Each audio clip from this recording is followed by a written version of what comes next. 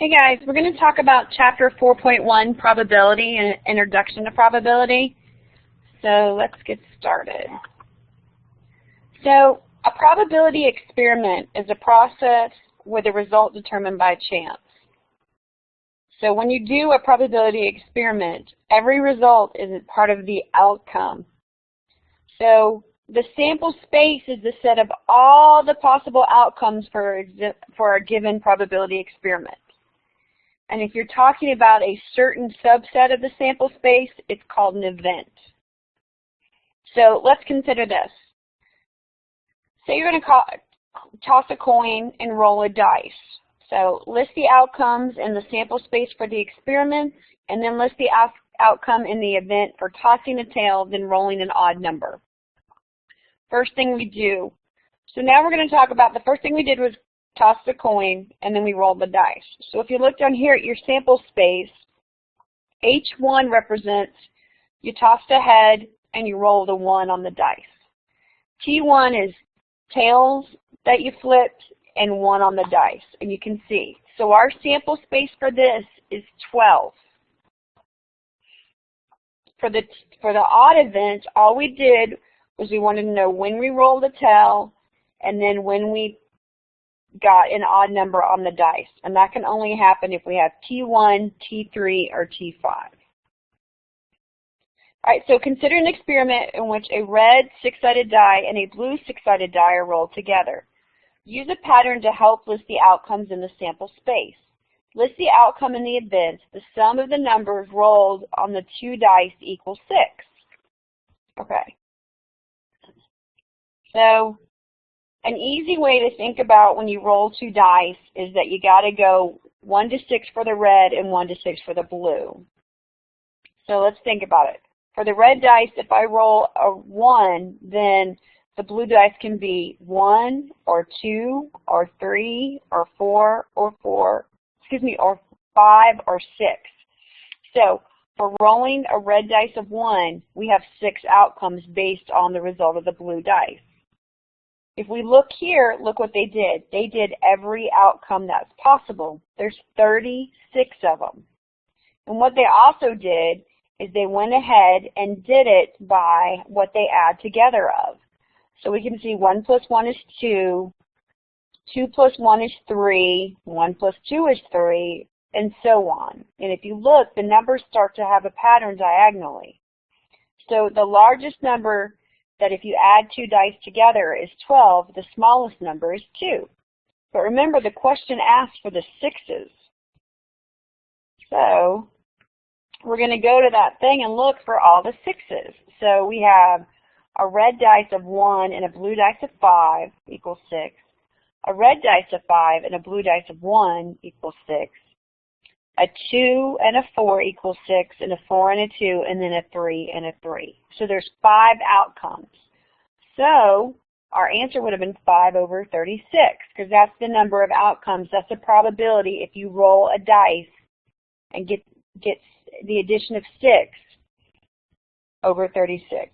All right, so let's look at it. Consider a family with 3 children. Use a tree diagram to find the sample space for the gender of the children in regards to birth order.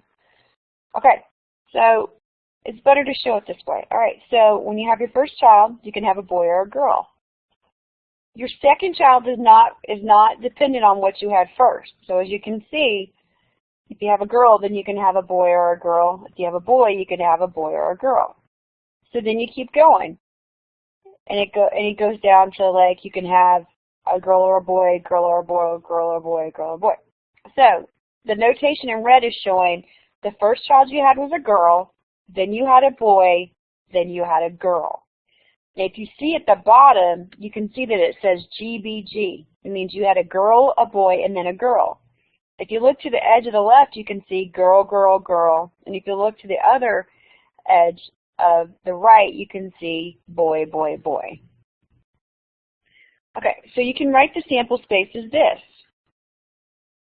So in an experimental probability, you're given an event and the probability of an event occurring. So we say it as F over N. You've seen this before. Remember relative frequency. where F is the frequency of the event E and N is the number of times that the experiment is performed. In classical probability, if all the outcomes are likely to occur, then the probability of event reads, the probability that E occurs is given by the number of outcomes in the event over the number of outcomes in the sample space. Well, there's a couple, we can talk about it in terms of this. We talked about experimental probability and classical probability, but we're going to break it up into three distinct categories.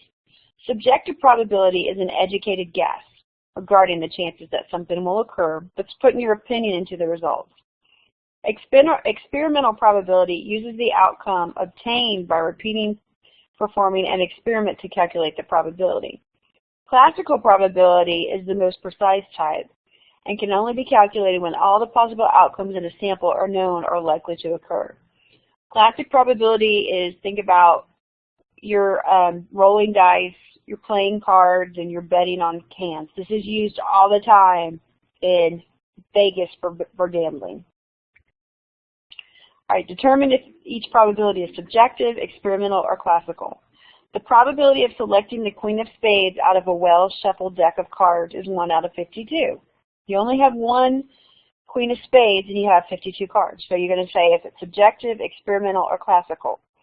The second one, an economist predicts a chance that technology stocks will decrease in value over the next year. Okay?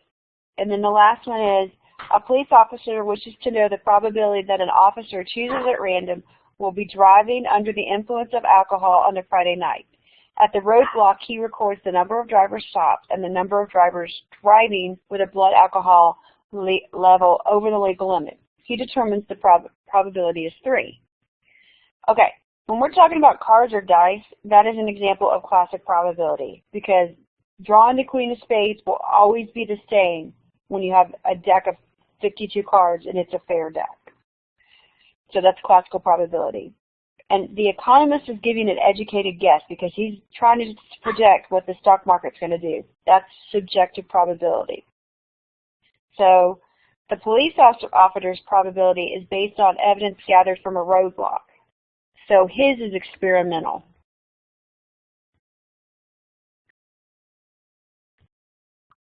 Okay. Practice with these on the hawks and it should help you. And always, don't be afraid to draw out tree diagrams and other stuff to figure out classical probability.